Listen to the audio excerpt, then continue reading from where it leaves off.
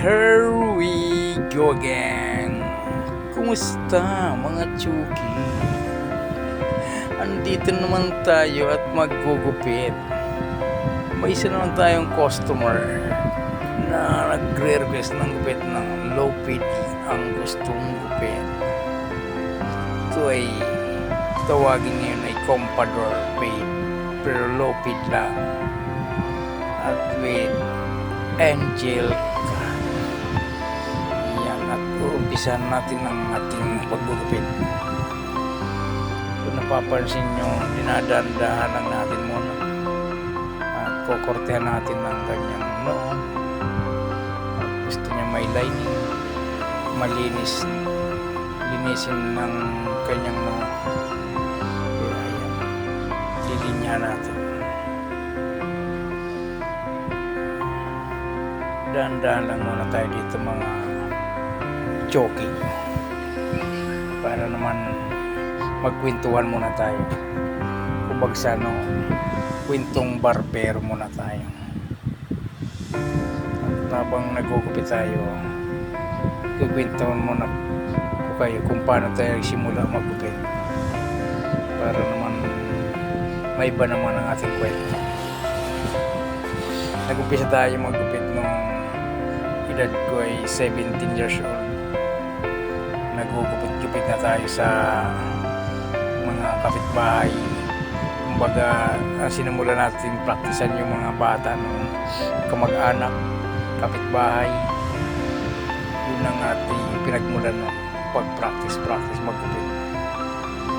Minsan nga naalala ko yung gipitan kong bata. Yung nagupit ko ang kanyang tainga.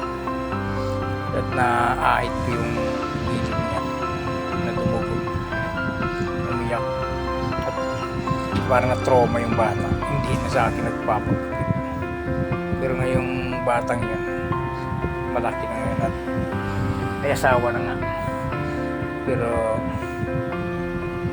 sa tagal ng panahon nagpagupit pa rin sa akin dahil malaki na kung ba yung karanasan lang sa akin.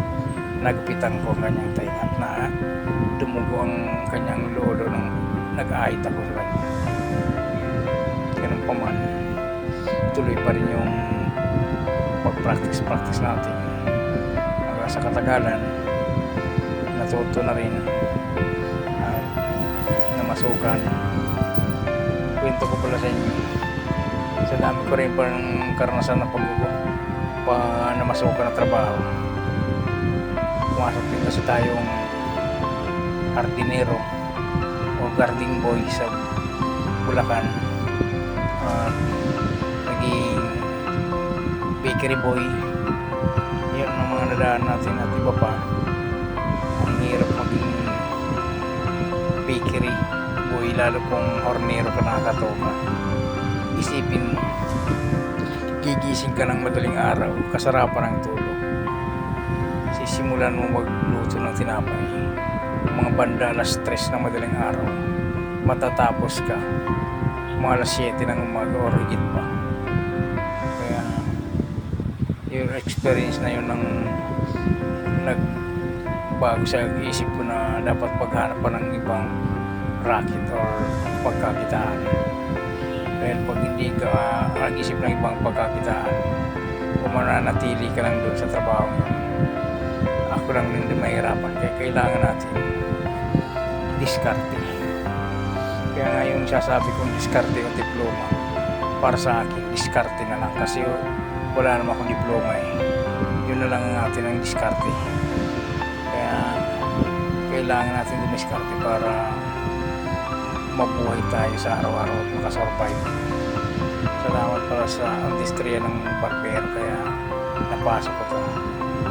Kahit pa paano nakakasurvive araw-araw sa pangangailangan. At balik na lang tayo dito sa ating ginagulitan. Bilisan na natin dito sa video ito para mabilis na matapos. Ayan po, malapit na matapos itong ginagulit natin. Kumbaga itong barbershop ko parang lang ito tawagin gupit masa lang, masang Pinoy lang, hindi masyado hype high quality barbershop, yung bang low barbershop na tawagin, bang masa lang, presyong masa lang, tsaka gupit masa lang.